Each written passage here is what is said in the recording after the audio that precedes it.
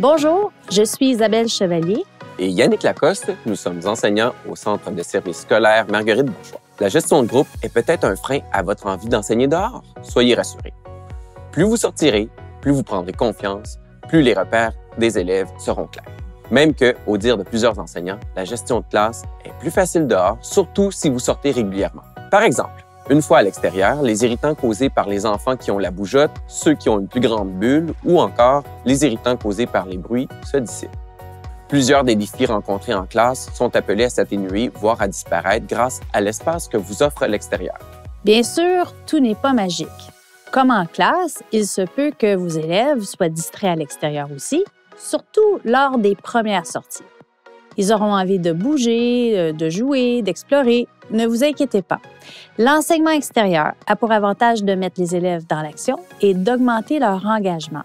Ainsi, les défis liés à la participation ne sont habituellement pas majeurs. L'engagement des élèves, la hausse du bien-être et une plus grande concentration une fois de retour en classe sont des bénéfices observés par les enseignants. D'ailleurs, la plupart des enseignants qui vont enseigner à l'extérieur s'entendent pour dire que les bénéfices observés compensent amplement les défis liés à la gestion de groupe. Mais comment en arriver à ces bénéfices? Avec une bonne préparation, des consignes claires et une dose de flexibilité, les élèves apprendront à distinguer la classe extérieure à la récréation. Et une bonne préparation à l'enseignement extérieur, qu'est-ce que ça veut dire? Une grande partie du succès de votre gestion de groupe à l'extérieur dépend de votre préparation et celle de vos élèves. Voici donc 3 étapes pour cette préparation. En impliquant les élèves dans votre démarche, ils comprendront que leur coopération a un impact direct sur la réussite de votre projet. Vous avez un code de vie pour votre classe lorsque vous êtes à l'intérieur. Vous pouvez l'adapter avec vos élèves pour votre enseignement à l'extérieur.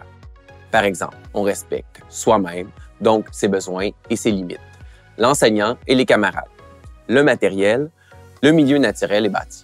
Discuter des aspects essentiels au fonctionnement, le respect de l'enseignant, des camarades, de soi et de l'environnement, c'est-à-dire de la nature et de la communauté. Posez des questions comme « Qu'est-ce qui serait important d'inclure dans notre code de vie pour la classe extérieure? Quel serait un bon lieu de rassemblement et pourquoi? Seriez-vous capable d'identifier les risques et les distractions possibles que nous devrons gérer dehors? Que devrait-on faire? Et quelles responsabilités nécessaires à l'extérieur pourrions-nous ajouter à notre tableau des responsabilités? » Avec le temps, les élèves comprendront qu'il s'agit d'une activité dans un cadre scolaire et que cette activité est différente des périodes libres. Amenez-les à réaliser que leur comportement et leur coopération sont au cœur de la réussite de vos sorties. Réfléchir à tout ça avec eux permettra de les impliquer et de les responsabiliser. Cela va diminuer votre gestion de groupe à l'extérieur. Maintenant, comment préparer sa leçon? Première sortie, faites ça simple. Choisissez une activité courte que vous ferez à proximité de l'école. Ayez une intention pédagogique simple, un déroulement clair qui nécessite peu de matériel. Une bonne préparation vous permettra d'être plus en confiance et confortable avec votre gestion de groupe. Au début, votre intention peut même être de vous approprier le nouveau lieu d'apprentissage, la nouvelle routine.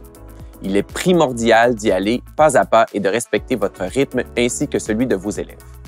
Peu à peu, vous élargirez votre zone de confort initiale et souhaiterez explorer de nouvelles avenues.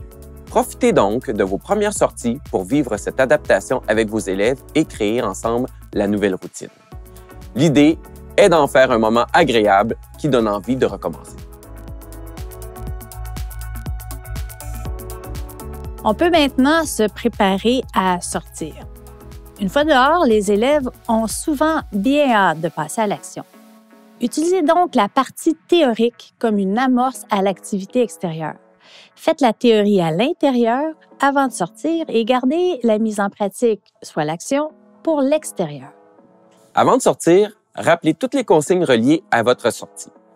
Les déplacements, le matériel, l'activité, la sécurité et le périmètre autorisé. Révisez le code de vie que vous avez élaboré.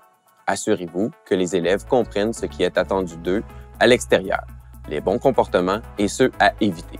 Responsabilisez les élèves, notamment ceux qui sont plus difficiles à engager ou à rejoindre. Par exemple, gardien du temps, responsable du matériel, chef de file, etc. Créez des repères. Facilitez la transition de l'intérieur vers l'extérieur en étant cohérent dans votre gestion de groupe. Par exemple, si en classe vous fonctionnez avec un système de récompense ou que vous utilisez certains outils, appliquez-les à l'extérieur aussi. Avisez la secrétaire de votre départ et de votre destination. Si vous avez des accompagnateurs, rappelez-leur ce qui est attendu d'eux et présentez-leur votre code de vie extérieur. Ces accompagnateurs seront de bons alliés s'ils sont bien informés du déroulement de l'activité et des objectifs attendus.